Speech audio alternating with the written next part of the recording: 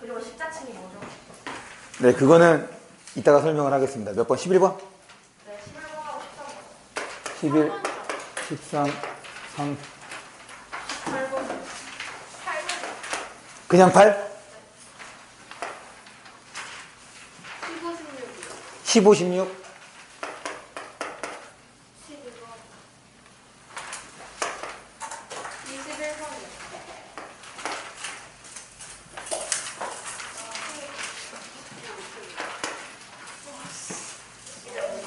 응?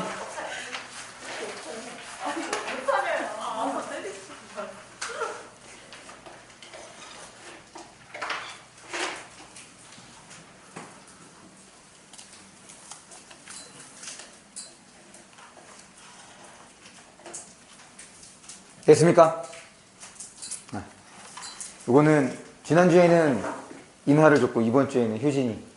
이거는 여러분들 다 알고 있는 것처럼 시험에서 만점을 받으면 원장님께서 문화상품권 2만 원을 드린다고 2만 원을 준다고 하네요.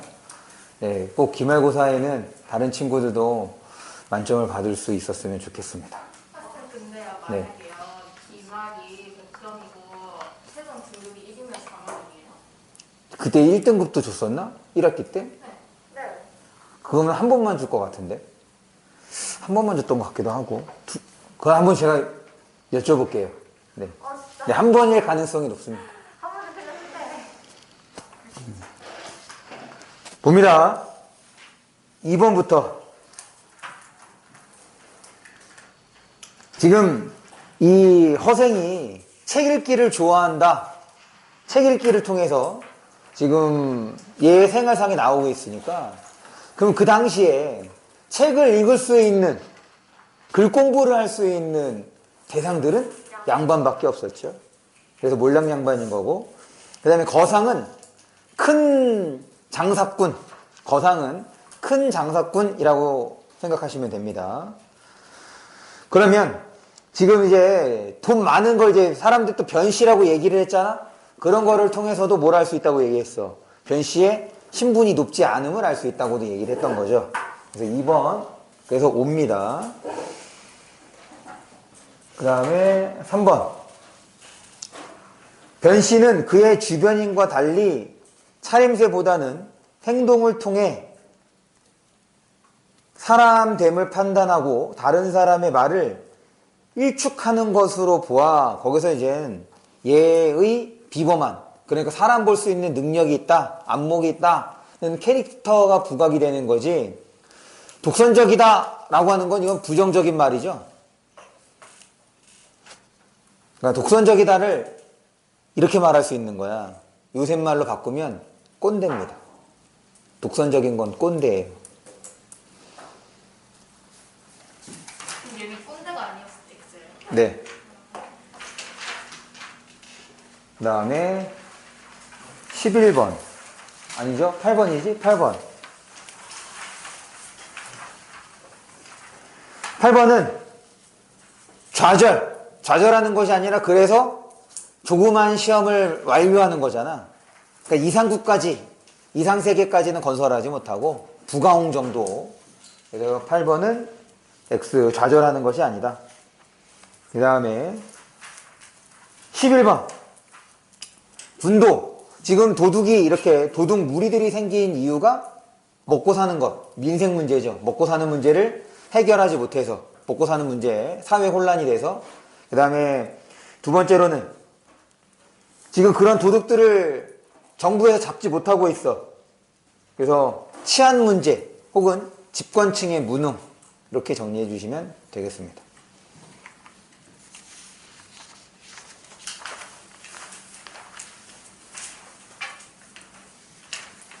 그 다음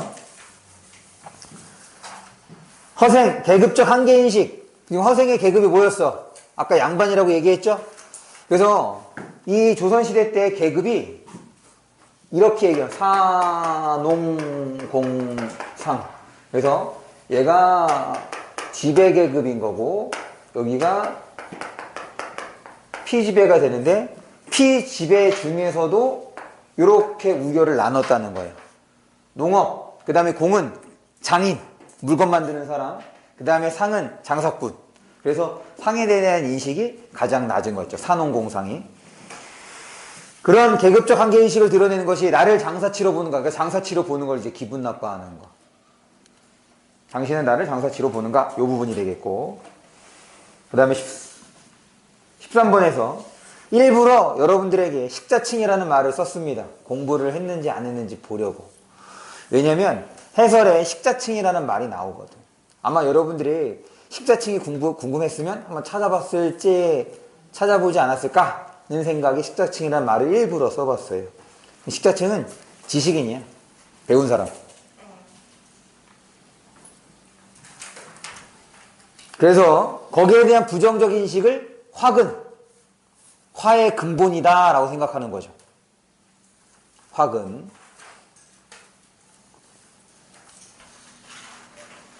그 다음 뭐야 15, 16, 17, 18? 5, 6, 7, 8 뭐야 이거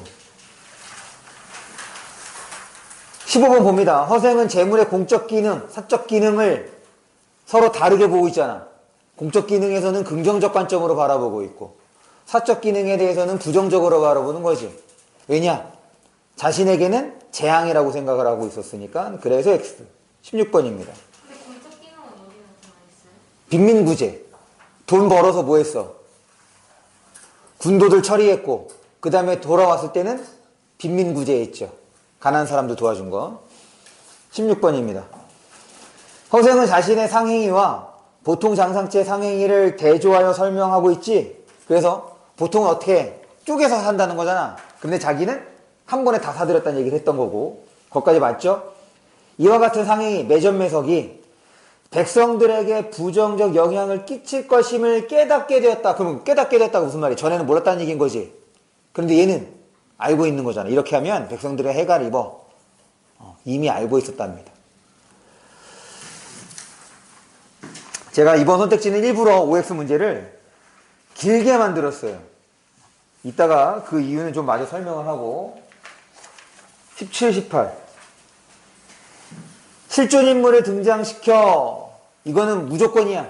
이건 이 작품뿐 아니라 다른 작품에서도 실존 인물이 등장한다. 이완이 실존 인물이죠. 이렇게 등장하면 무조건 사실성이 높아진다. 그 다음에 고사를 활용하여 여기에서는 끝부분에 나타나는 거 누구냐면 번호기와 무령왕. 번호기와 무령왕.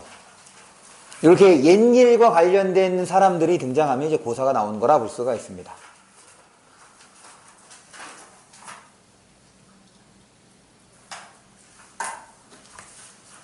잠깐만. 얘는 그거 아니에요. 미안. 얘는 삼고초려야, 삼고초려.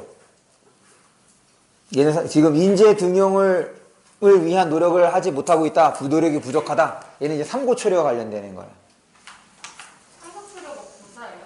삼고초려가 이게 유비가 제갈량을 군사로 맞으려고 3번 찾아간 일인 거잖아. 네. 이것도 이제 사건이죠.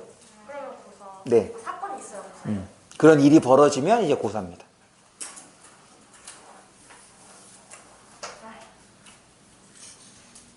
그 다음에 21번에서 갈등이 해소가 된 게 아니라 갈등이 거기서 끝난 거야. 그러니까 해소는 풀려야 돼. 그러니까 이렇게 생각하면 화해가 이루어지면 해소가 된 거지. 화해가 없잖아 여기는. 그러니까 갈등 해소가 나타나는 것이 아니다. 근데 그럼 현실적으로 수영들이 어려움을 보여줬다는 건 어디서 나오는 거예요? 이거는 배경 지식이죠. 제가 설명을 한 거. 이거는 왜 이인다운 모습이 보였던 거예요? 이는 거기서 이자가 다를 이자를 쓰는 건데 평범하지 않다의 뜻이에요. 그래서 능력이 좋은 것. 그러면 얘가 어떤 거냐면 그런 거지. 그 홍길동처럼 동해 번쩍 서해 번쩍 할 수 있는 그런 모습. 갑자기 하루아침에 사라졌으니까. 집을 갔으니까 사라졌겠죠? 집을 갔으니까 사라졌겠죠?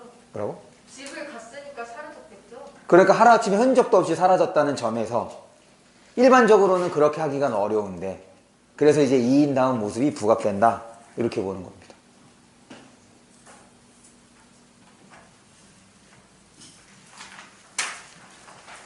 됐죠? 모의고사를 꺼내주세요. 2교시 책입니다.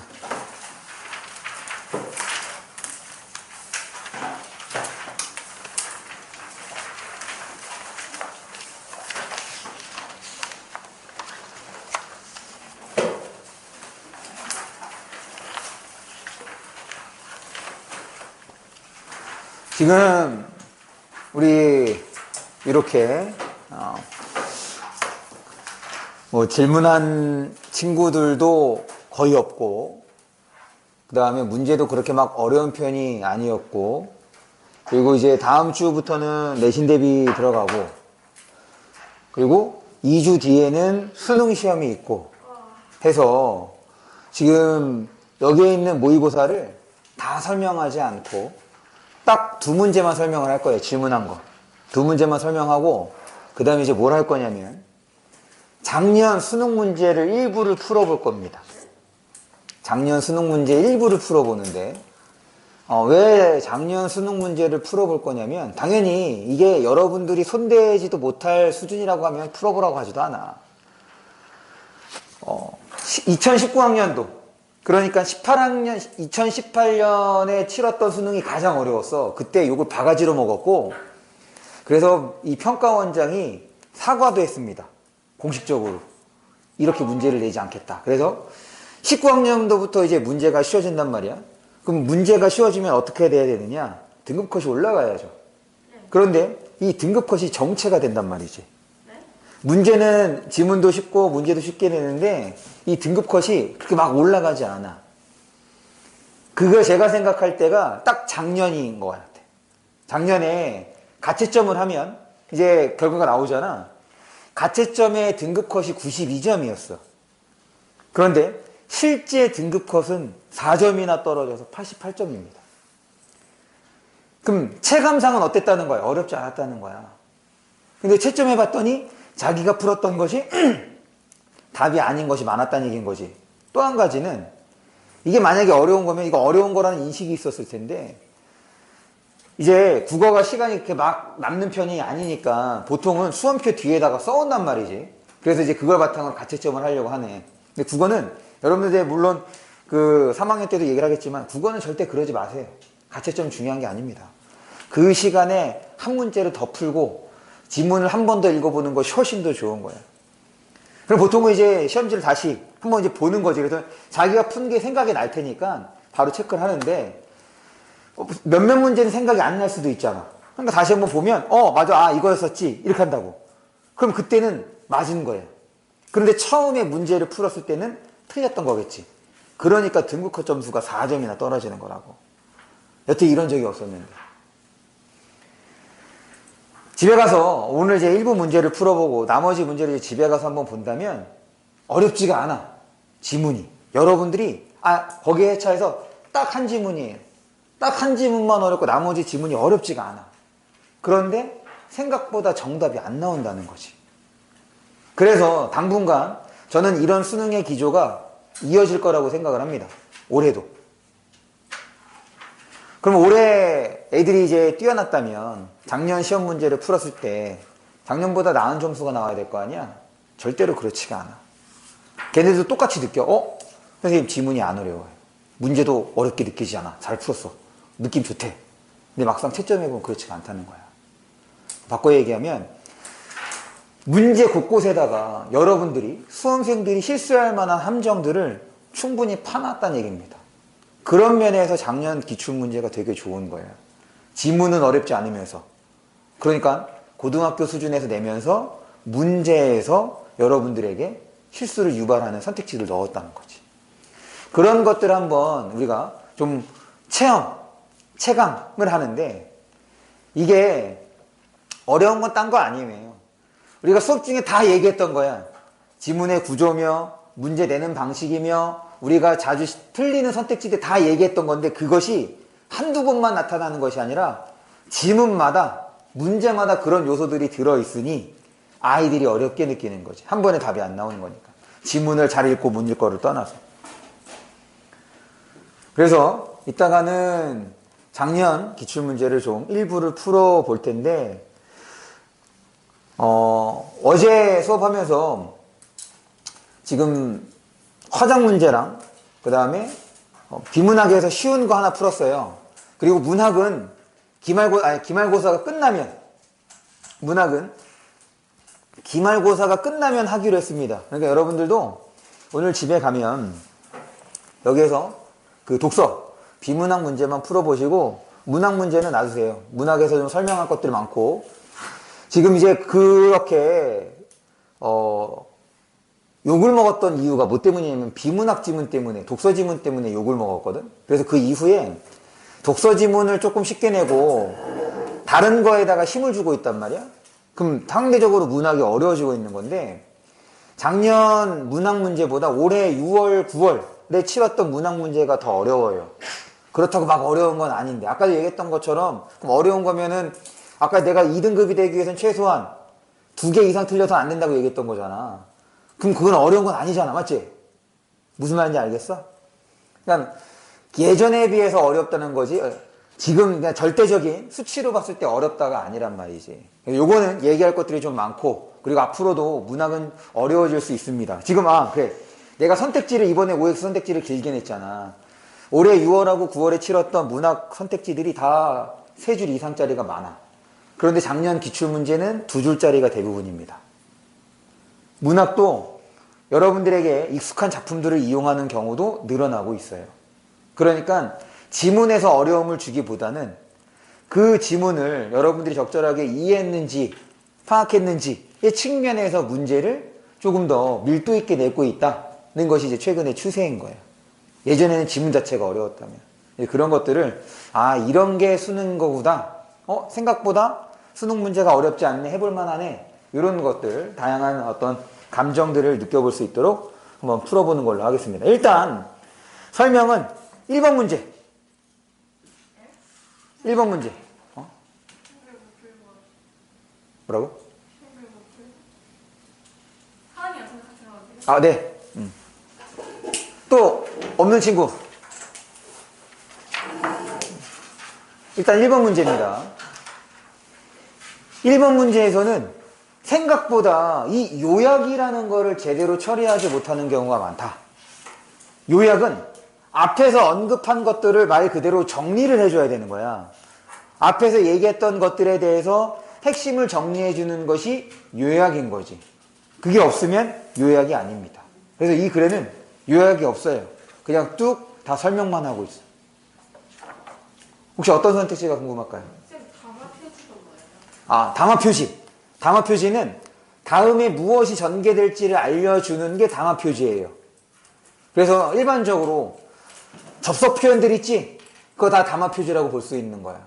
근데 이제 최근에는 조금 그거를 좁혀서 얘기하는 경우도 있긴 하더라고. 뭐냐면 먼저, 우선, 다음으로, 마지막으로 이런 것들을 이제 주로 담화 표시라고 얘기를 하는데, 원래 이제 문법에서 담화 표시라고 하면 다음에 어떤 내용이 이어질지 알려주는 건 다 담화 표시입니다. 사실은 모두 담화 표시가 될 수 있냐면 이 담화 표시를 통해서 문장과 문장 간의 긴밀성, 연결성을 높이는 거거든. 그래서 이그저가 들어가는 것도 담화 표시라고 할 수가 있는 거야. 그러니까 담화 표시의 개념이 좀 넓은 거예요. 됐습니까? 그 다음에 39번 문제를 보겠습니다. 담화 표시는 기억해 두세요. 담화 표시라는 용어는 꼭 기억합니다. 39번에서는 얘를 그림으로 그려보면 돼. 지금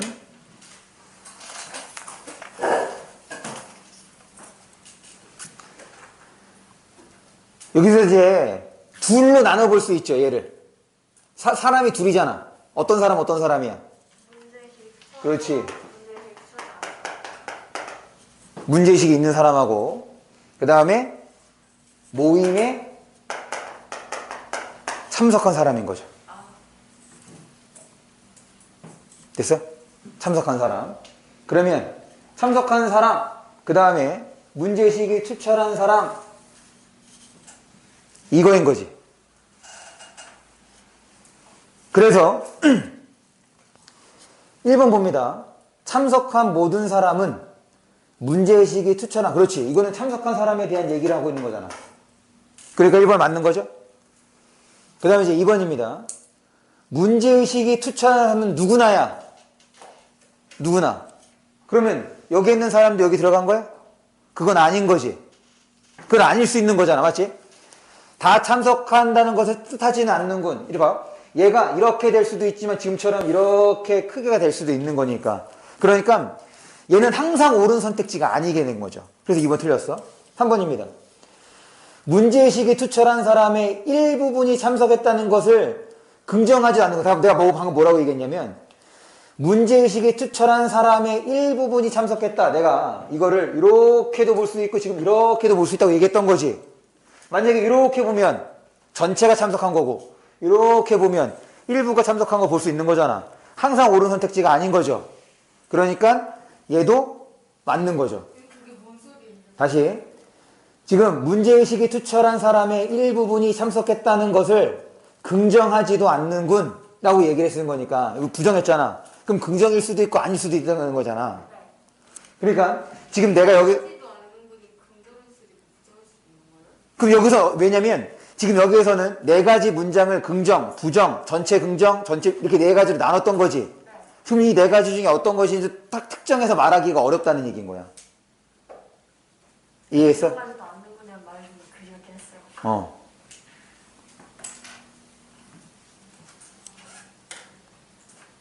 이나 어떤 말인지 알겠어? 그냥 긍정만 안 하면 되는 거 아니에요? 그러니까 그 외에 여러 가지 의미를 띌 수 있는 거예요. 다시 여기에서는 논리적으로 네 개가 딱 이 하나의 의미로만 해석이 돼야 된다는 얘기인 거지. 그런데 지금 그 의미는 이거야. 덥지 않아. 덥지 않다가 추운 상태도 될 수도 있고 말 그대로 덥지 않은 상태도 될 수 있는 거지. 여러 가지로 해석이 가능하기 때문에 지금 이제 그 문장도 이렇게 나눠서 봐주시면 되겠다. 그 다음에 4번입니다. 참석한 사람들만이 문제의식이 투척한 사람들이 어떤 데서 이거 지금 3번하고 4번 선택지 끝부분 봐봐. 다시 3번하고 4번 선택지의 끝부분입니다. 긍정하지도 않는 군과 그 다음에 4번 선택지의 끝부분이야. 어떤지에 대한 긍정은 없군. 같은 말 아니야? 같은 말이죠? 이거야. 다시 무슨 말이냐면 긍정하지 않는 군이라는 말하고 지금 4번 선택지 끝을 보면 투철한 사람들인지 어떤지에 대한 긍정은 없군이 어떤지 아닌지 알 수 있다는 거 없다는 거야. 없다는 얘기인 거잖아. 됐어요? 참석한 사람들만이 왜? 지금 이 범위를 넓히면 여기 있는 사람들도 뭔 거야? 문제의식이 투철한 사람들인 거니까. 이해했어? 그러니까 이 문장은 이렇게 다양하게 해석이 가능하지. 그러니 5번 문제의식이 투철한 사람만 참석했다는 하나의 표준 형식으로서가 될 수가 없는 거야. 다양한 의미를 띌 수 있기 때문에. 됐죠? 그리고 지금 이 표준 형식이라고 하면 앞에서는 딱 네 가지로 한정지어서 얘기했잖아. 그 네 가지에 해당하는 문장도 여기에 해당하지 않는 거고. 뭐든 뭐뭇이다. 아니면 어떤 것도 아니다. 아니면 뭐 그런 식의 표현, 네 가지 표현 중에 하나에도 해당하지 않기 때문에 지금 5번이 이제 틀렸다. 이렇게 봐주시면 되는데 머리로만 따지지 마시고 이렇게 논리 문제는 범위로서, 범주로서 좀 접근해 주시면 조금 더 수월하게 접근해 볼 수가 있겠다. 됐죠? 그러면 작년 문제를 한번 보는데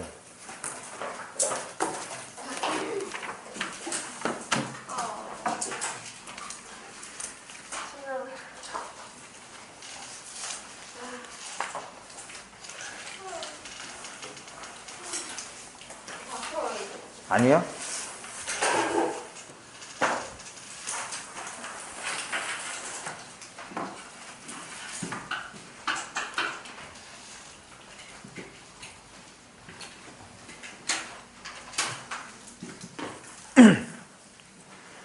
지금 작년 문제 중에서 어떤 거를 좀 풀어보냐면 우선 거기다가 써주세요. 네, 거기다 써주세요. 지금 얘는 문법 문제를 빼고 73분간 풀어보시면 됩니다. 문법 문제를 빼고 73분인데 지금 문학에 대해서는 풀지 마시고 문학은 기말고사 끝나고 거기에 대한 얘기를 좀 할 테니까 일단 오늘은 화작이랑 독서, 비문학에 대한 얘기를 할게요. 그 다음에 1컷이 이제 88점이었다. 그래서 오늘 풀 거는 지금 우리가 이제 모의고사를 보면 화법과 작문이 어렵지 않잖아. 근데 화법과 작문이 생각보다 까다롭다는 것을 여러분들이 좀 알았으면 좋을 것 같아서 지금 이제 화작을 풀어보는데, 우리가 수능 볼 때는 여러분 선택해서 보는 거니까 엄매 선택하지 않아도 돼요. 화작 선택해도 됩니다.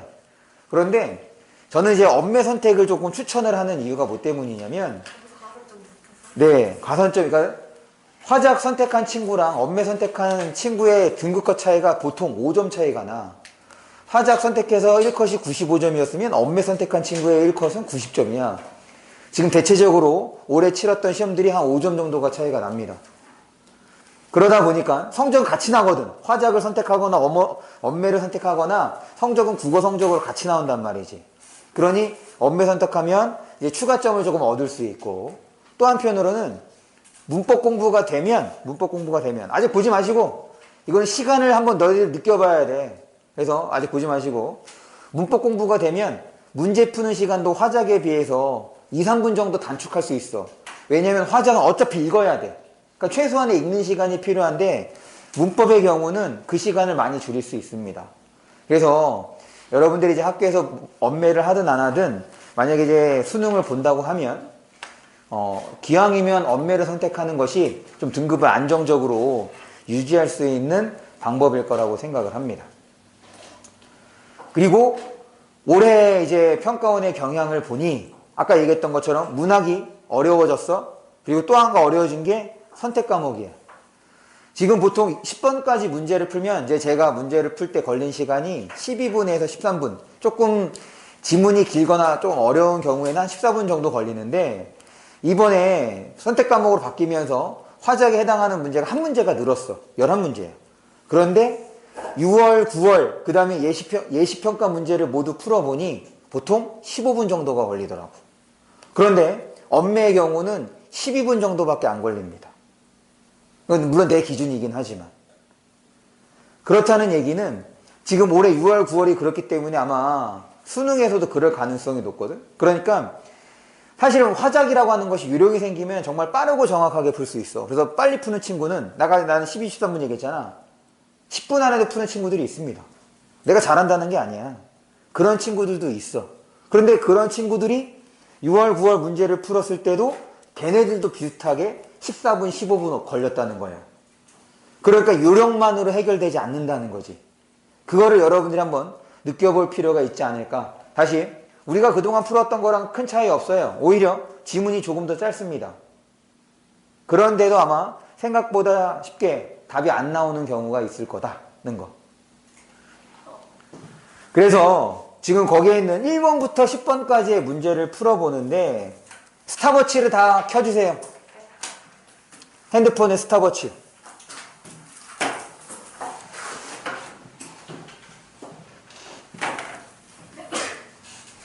저는 1번부터 10번까지 해서 12분 30초가 걸렸습니다. 요거를 기준으로 지금 아마 이제 곧 23분이 될 거예요. 23분이죠? 23분 시작해서 15분, 17분까지 생각해 보는 걸로 하겠습니다. 준비하시고, 저 뒤에 있는 초침이 12자에 가면 저게 한 20초가 느려, 휴대폰 시간보다. 저걸로 얘기할게요. 준비 10번까지입니다. 시작.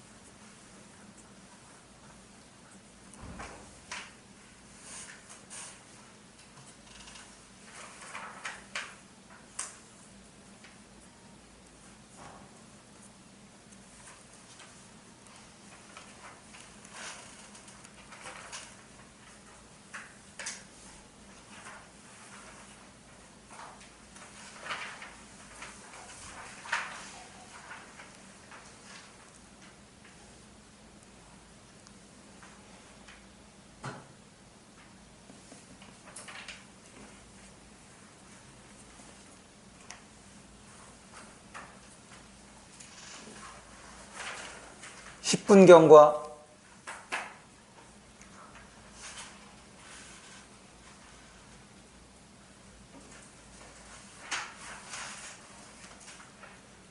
푼 친구는 시간을 기록해 주세요.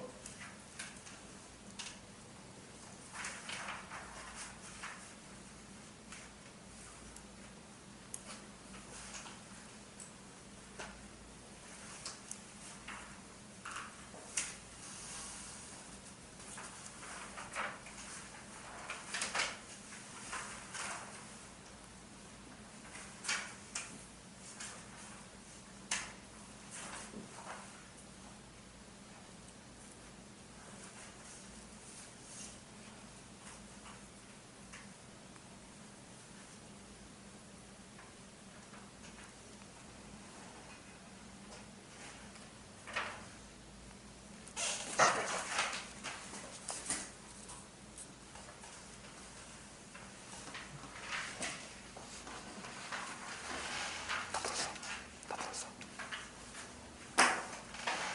10분까지. 10분까지.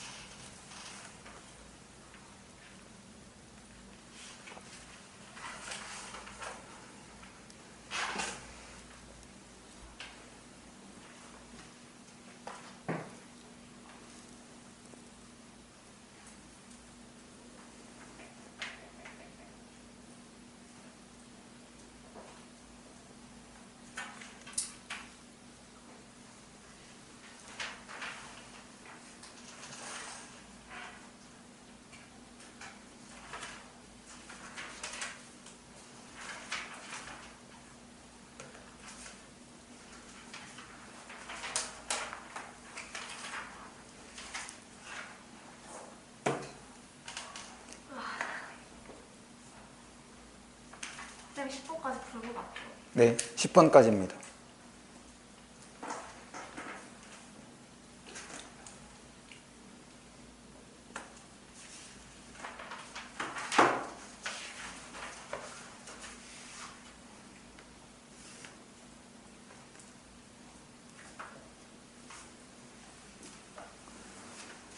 (12분 30초) 경과.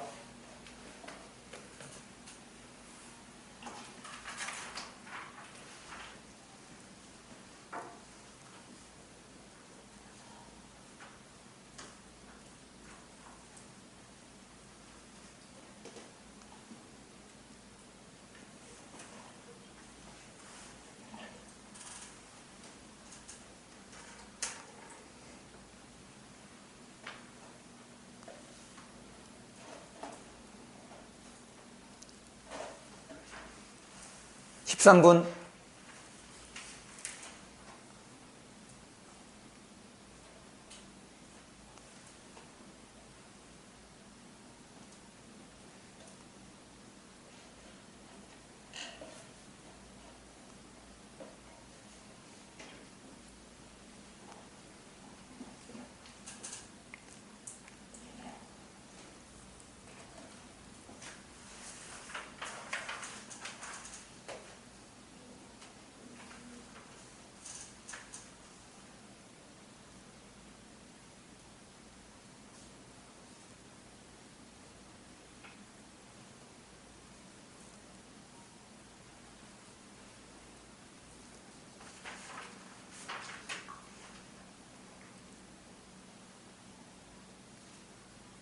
(14분)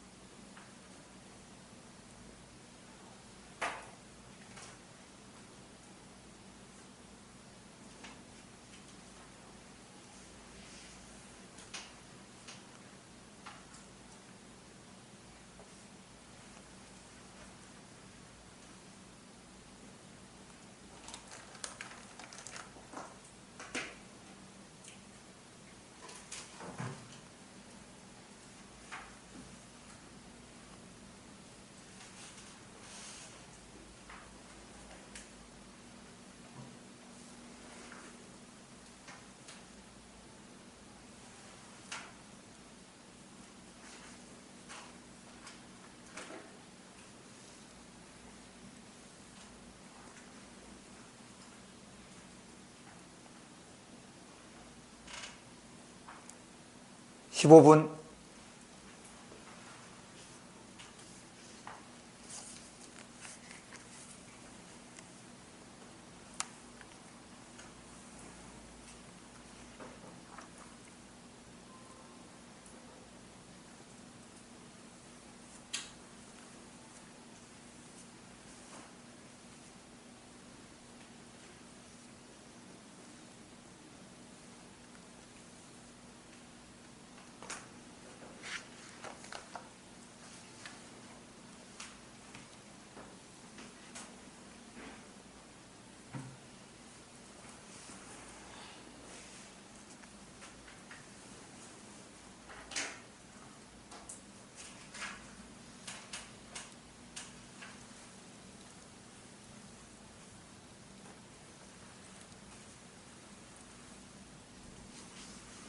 십육 분.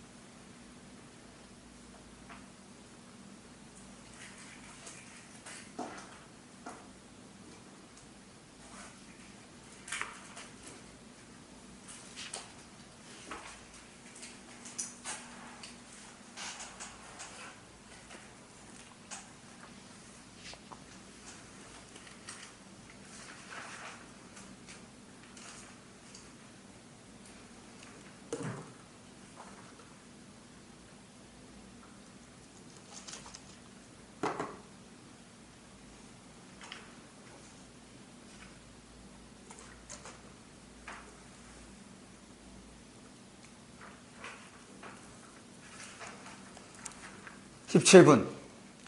여기까지 하겠습니다. 제가 이제 시간을 얘기한 이유가 뭐 때문이냐면, 우리가 모의고사를 풀 때, 모의고사 과제를 할 때 여러분들에게 많이 강조했던 게 뭐였냐? 시간이 얼마나 걸리더라도 지문을 좀 제대로 꼼꼼히 읽고 문제를 풀어주길 바란다. 그리고 그 시간은 기록할 것. 권장 시간은 어디까지 권장 시간이다. 무슨 말이냐면 내가 10분에 풀든 15분에 풀든 전제는 다 마치는 겁니다. 그러면 10분 동안 풀어서 하나 틀리는 거랑 15분 동안 풀어서 다 맞는 거랑 누가 더 낫냐? 15분 동안 풀어서 다 맞는 게 나은 거예요. 왜냐? 화작 문제는 국어 문제 중에서 가장 쉬운 거야. 그런데 배점은 똑같죠. 독서 가장 어려운 지문에 있는 문항의 배점이나 화작에 있는 배점이나 2점과 3점으로 똑같습니다. 그러면 내가 15분 걸려서 다 맞았고 한 친구는 10분 걸렸는데 하나 틀렸어. 그러면 15분 걸린 친구는 그 한 문제 차이를 어려운 문제, 어려운 지문에서 하나 버리면 돼요. 시간 안에 다 풀려고 하는 것 자체가 일단 잘못된 출발이다. 우선은 지문의 유형과 문제의 유형을 정확하게 이해하고 여러분들이 잘할 수 있는 것과 못하는 것을 구분할 수 있는 것에서 출발을 하는 거예요. 그것이 연습이 충분히 이루어지면 누구나 시간 안에 문제를 풀 수 있습니다. 그런데 대부분의 수험생들이 못하는 게 뭐냐? 충분히 공부하지 않은 상태로 시간 안에 문제를 풀려고 하다 보니 점수가 안 나오는 거예요. 지금 이 얘기를 길게 하는 이유도 이 화작 지문에서도 나타날 텐데, 일단 먼저 여러분들에게 주의할 문제들을 좀 얘기를 할게요. 그러고 난 다음에 그 문제에서 나타나는 경향들, 그리고선 답을 불러드리면 여러분들이 채점을 할 때 맞고 틀린 거를 분명하게 좀 표시를 해주세요. 저 돌면서 여러분들이 어떤 문제를 맞췄고 틀렸는지 좀 확인을 할 테니까. 지금 이 세 개의 지문 중에서 여러분들이 잘 통과해야 되는 지문은 첫 번째 지문하고 두 번째 지문입니다. 첫 번째 지문에서는 2번 문제예요. 2번 문제는 되게 아주 자주 잘 이용하는 뻔한 패턴이야. 지금 자료 1, 2, 3을 활용하면서 설명하는 내용들이 조금씩 다릅니다. 그런 것들을 여러분들이 정확하게 머릿속에서 정리했느냐예요. 그 다음에 3번 문제는 화법 문제라기보다는 추론 문제라고 할 수가 있습니다. 지금 발표자가 대답한 거를 통해서 어떤 질문일지를 추론하는 거니까. 그래서 첫 번째 지문에서는 2번하고 3번 문제를 통과하는 것이 주요할 것 같고, 그 다음 두 번째 지문에서는 일단 가 지문에서 지금 이게 토의를 하는 건데 우리가 많이 보아왔던 패턴이긴 하지만 반박하는 거죠. 단순하게 문제 해결만 하는 것이 아니라 상대의 의견에 대해서 반박하는 것, 그런 것들을 적절하게 정리해 줄 수 있었느냐. 그리고 그런 측면에서 6번하고 7번 문제인데 이 6번하고 7번 문제에서 6번의 3번 선택지, 7번의 3번 선택지를 여러분들이 어떻게 판단했는지입니다. 그리고 그와 같은 방식은 화작에서만 나타나는 것이 아니라 독서와 문학에서도 동일하게 나타나는 방식인 거야. 끝으로 8번에서 10번 지문은 특별하게 문제될 만한 문제가 없습니다. 바꿔 얘기하면 8번 지문에서 하나라도 틀렸다, 화작 공부를 해야 된다는 거예요. 지금 첫 번째 지문하고 두 번째 지문은 방금 얘기했던 문항들을 통해서 장치를 마련해는 거예요. 그런데 세 번째 지문은 그런 장치가 없어, 문제에. 그러니 얘는 화법 문제를, 작문 문제를 적절하게 읽고 해결할 수 있는 능력을 지녔다면 틀린 문제가 없어야 합니다. 됐죠? 그럼 답을 불러드릴 테니까 맞고 틀린 거를 좀 명확하게 표시해 주세요. 1번 2, 2번 4, 3번 1,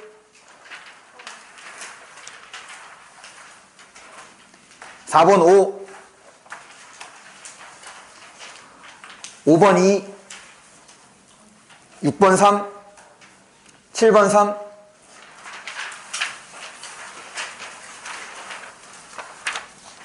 8번 1, 9번 5, 10번 5.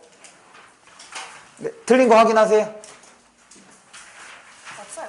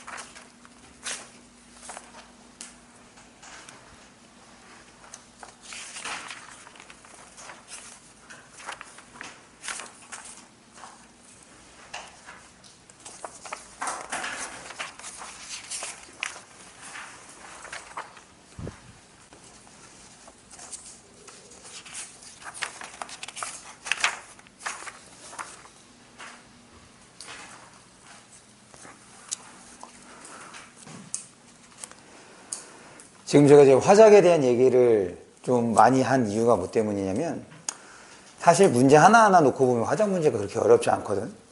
그런데 시험이라고 하면 여러분들이 일단 기본적으로 화작을 빨리 풀려고 한단 말이야. 거기에서 실수 아닌 실수가 나타나더라고. 화작은 정말 다 맞춰야 본전이야. 화작은 하나 틀리면 무조건 등급에서 멀어진다고 생각을 하셔야 돼요. 바꿔 얘기하면 다른 것보다 조금 더 신중하게 접근해 볼 필요가 있다. 생각보다 화작을 꾸준히 다 마치는 게 쉽지가 않습니다. 아시겠죠? 그러니까 화작은 연습이 좀 필요한 거야. 지금 우리가 1, 2학년 때 보는 화작과 수능에서 접하는 화작은 질적으로 차이가 있다. 지금 여러분들이 풀 때 어땠어? 그렇게 어렵게 느껴지지 않았잖아. 그런데 막상 채점 해보고 보니까 다 맞을 것 같은데 다 맞지 못했다고. 그런 것들 한번 생각해 봤으면 좋겠고, 그 다음에 시간이 애매하네. 지금 독서 지문을 여러분들이 풀어보시는데 문학은 기말고사 끝나고 얘기한다고 했어요. 문학은 놔두시고 독서 문제를 풀어보시는데 지금 독서에 대한 얘기를 좀 해볼게요. 일단 16에서 21번 지문입니다. 16에서 21번 지문이 가장 쉬운 지문이에요. 16에서 21번 지문이 가장 쉬운 지문이야. 지문의 길이에 현혹되지 마시고 여러분들이 해왔던 대로 하시면 됩니다.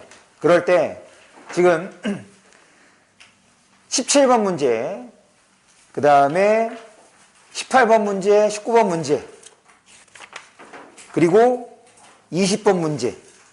이게 독서 문제와 관련된 가장 기본적인 형식들이야. 즉 거기에 있는 문제들을 여러분들이 얼만큼 소화하는지, 이게 이제 기본적인 문제라고 얘기를 했어요. 그럴 때 두 번째, 이제 비문학 지문이 3개가 나오는데 이게 가장 쉬운 지문이고, 그 다음 지문이 31번에서 33번입니다. 31번에서 33번. 미안해요. 34번에서 37번이요. 34번에서 37번이 이게 이제 두 번째인데, 이거는 이제 여러분들에겐 어려울 수 있어. 하지만 3학년 기준으로 보면 어려운 지문은 아닙니다. 정보량이 좀 많고 하긴 하지만 지문의 길이가 긴 편이 아니죠.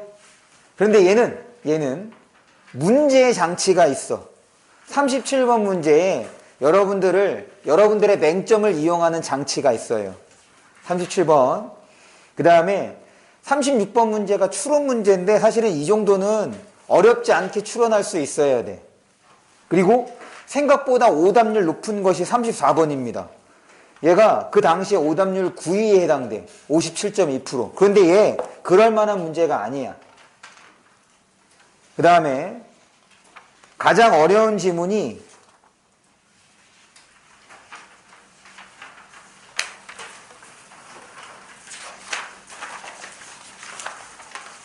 26번에서 30번이 가장 어렵습니다.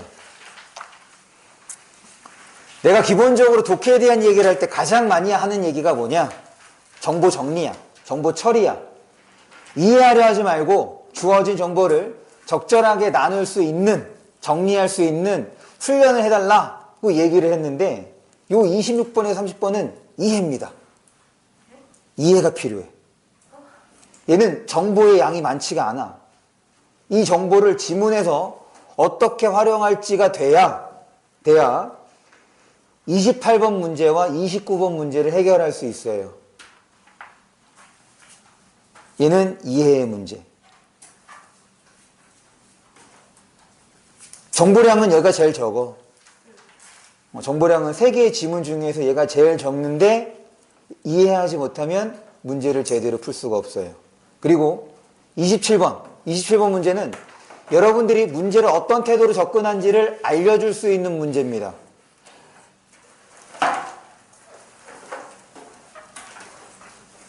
됐죠?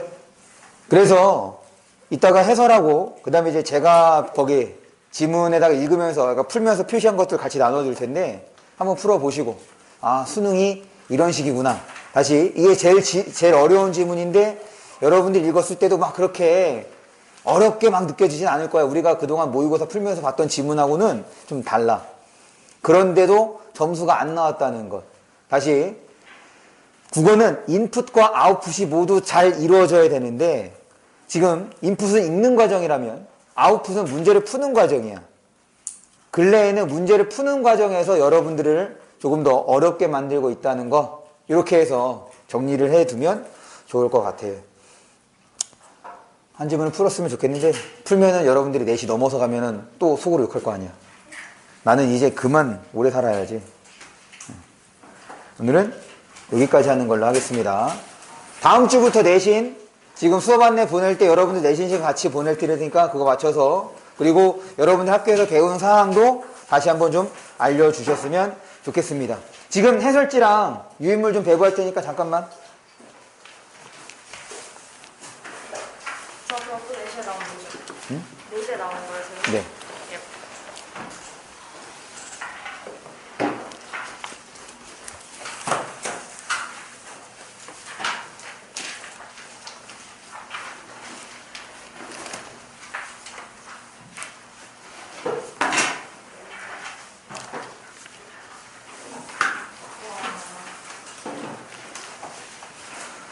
제가 읽고 표시한 거에는 시간도 기록을 해놨으니까 참고하시고, 그리고 제가 제시하는 시간은 어디까지나 그냥 권장 시간입니다. 굳이 그 시간에 맞출 필요는 없어요. 고생하셨어요.